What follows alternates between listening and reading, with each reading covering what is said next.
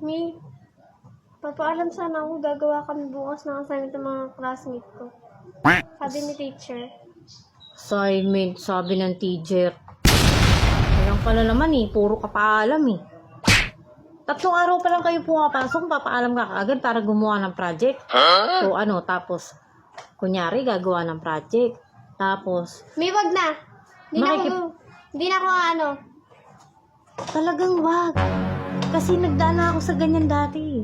Nagpaalam ako sa mama ko na gagawa lang kami project, na gagawa lang kami ng assignment.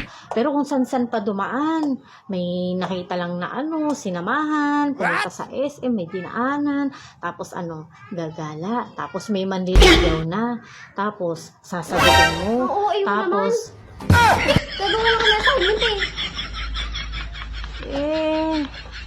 sinasabi ko lang kasi nga, baka nga ano, Hindi kami